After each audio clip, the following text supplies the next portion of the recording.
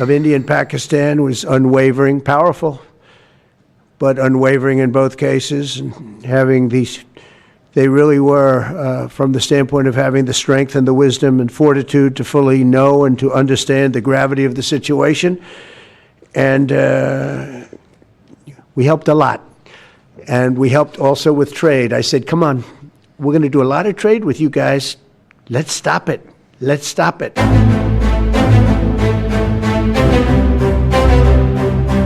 भारत आणि पाकिस्तान मधला संघर्ष टिपेला पोहोचलेला असताना पाकिस्तानी सैन्यावर भारतानं जोरदार प्रहार केलेला असताना पाकिस्तानी लष्कर शरण येण्याच्या वाटेवर असताना आणि कुणाच्याही ध्यानीमनी नसताना अमेरिकेचे राष्ट्राध्यक्ष डोनाल्ड ट्रम्प यांनी लुडबुड केली आणि मग प्रश्न विचारला जाऊ लागला, अमेरिकेचे राष्ट्राध्यक्ष डोनाल्ड ट्रम्प हे नोबेल शांतता पुरस्कारासाठी हपापलेत का?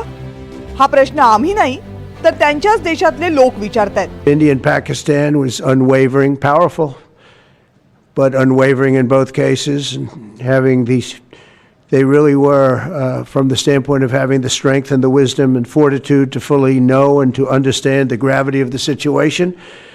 And we helped a lot. And we helped also with trade. I said, come on, we're going to do a lot of trade with you guys. Let's stop it. Let's stop it.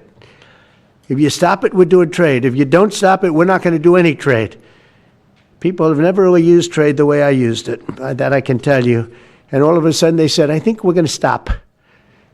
And they have. And they did it for a lot of reasons, but trade is a big one. We're going to do a lot of trade with Pakistan. We're going to do a lot of trade with India. We're negotiating with India right now. We're going to be soon negotiating with Pakistan. And we stopped the nuclear conflict. I think it could have been a bad nuclear war. Millions of people could have been killed. So I'm very proud of that. I also want to thank Vice President Vance and Secretary of State Rubio for their work and efforts. They worked very hard on that. अमेरिकेतील New York times या वृत्तपत्रात छापलेल्या लेखामध्ये Donald Trump यांच्या विनाकारण लुडबुडीवर बोट ठेवण्यात आले. या लेखामध्ये म्हटलंय, डोनाल्ड ट्रम्प यांना शांततेच्या नोबेल पुरस्काराची घाई झाल्याचं दिसते.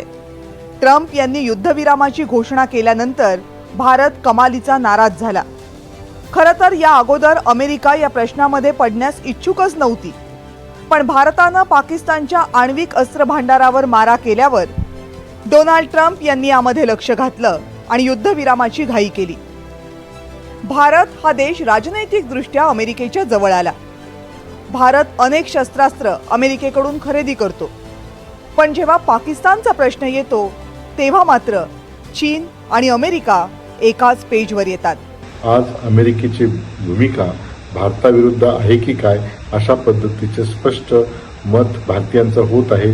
त्याचं कारण म्हणजे ट्रम्प प्रशासनाने भारत पाकिस्तान यांच्या संघर्षात युद्धबंदी जाहीर करण्यासाठी किंवा सीज फायर जी आहे हे डिक्लेअर करण्यासाठी केलेली घाई, त्याचबरोबर एक्स पोस्टवर किंवा इतर प्रसारमाध्यमांच्या संदर्भामध्ये संपूर्ण श्रेय जे आहे ते स्वतःकडे घेणे आणि यापुढेही अमेरिका दोन्ही देशांच्या दरम्यान मध्यस्थी करून काश्मीर प्रश्न जो आहे तो सोडवण्यासाठी प्रयत्न करेल अशा पद्धतीची भूमिका घेऊन एका बाजूने पाकिस्तानकडे आपला लंबक झुकवतो की काय.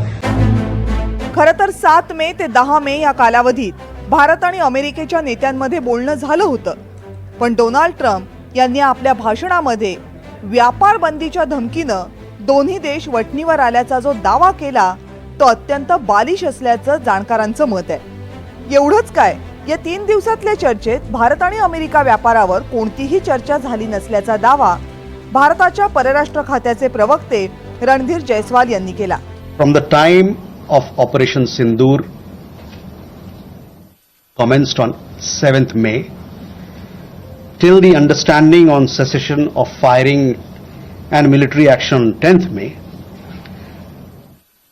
there were conversations between Indian and US leaders on the evolving military situation.